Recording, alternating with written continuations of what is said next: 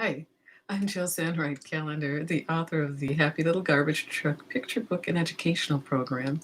You can find the picture book on Amazon, and the educational programs are found on my website, which I'll include in the description box below.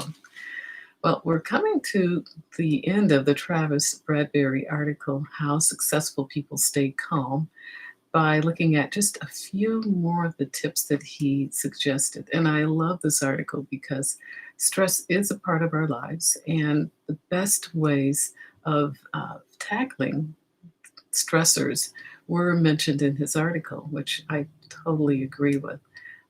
Today, he mentioned a support system, so we're going to talk about that.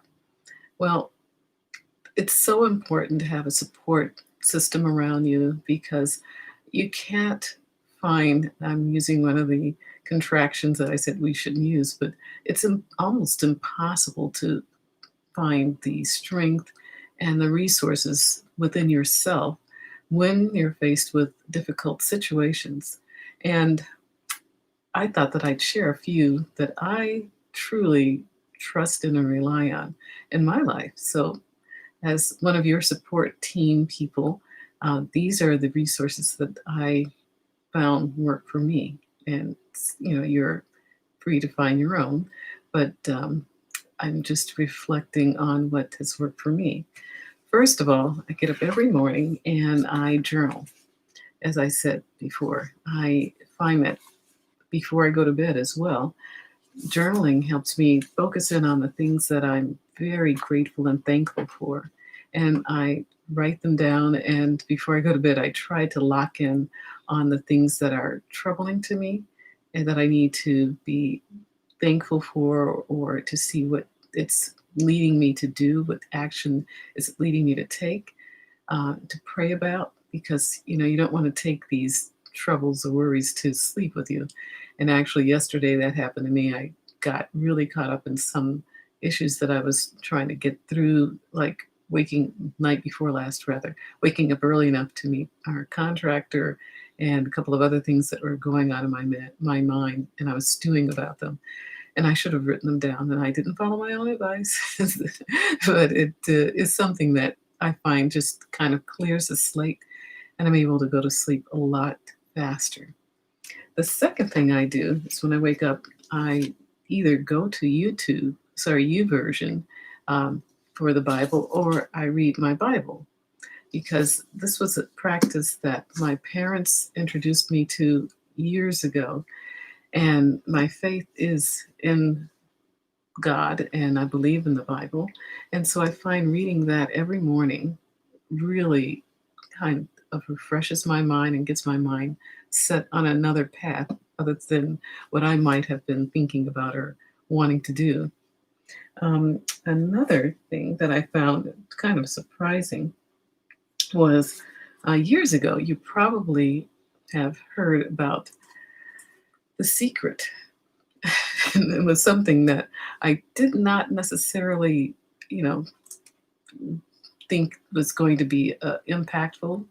But after I looked at it, I said, they based a lot of the information, the core thesis statement came from the Bible, which was seek and ye shall find, ask and the door will be opened unto you. And it's actually ask and the door will be opened unto you, which is an intentionality um, concept, is what you're looking for, you will find. And it is so true that we attract things to us that we're actually looking for. And that's that law of attraction idea. And in keeping with that, which is biblically based, a friend of mine, Janet Sawyer, wrote an intentionality book called Mirroring Your Vision. And this one is the more recent book that I've read that was really right on. And her subtitle is Becoming Self-Aware, Intentional, and Mindful When Leading Your Life. And all of these have a lot to do with everything to do with being positive and attracting positives to yourself, because we know that there are negatives and positives in the world. But as we set our mind on positives, we're creating those receptors that will attract the positives into the cells that we want to duplicate. We don't want the negative cells to duplicate or replicate. So, my friends are all about staying positive, and my family members that I talk with all the time are all about being positive. And so they have shared with me resources that worked with them. And as your friend on YouTube, I'm sharing with you what has worked for me. And most recently, my cousin, Natalie, gave me an article which was on the law of attraction, which is a 30-day challenge. And I think this is really in keeping because as we challenge ourselves to grow, to become more positive, we find the strength to continue being that way. And this article was pretty interesting to me because the lady who wrote it gave about 4 different levels of how to be positive.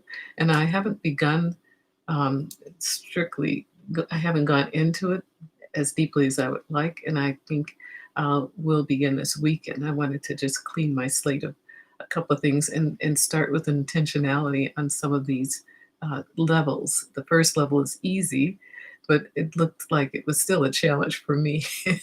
So, anyway, I hope that these, and I've included links to each of these items in the description box below, but I hope that they're helpful to you as we go into the weekend and we take our electronic break and we try to get enough sleep and we start recharging our batteries so that next week we can start on another plane. So, okay, thank you so much, and I hope you have a wonderful weekend. Bye bye.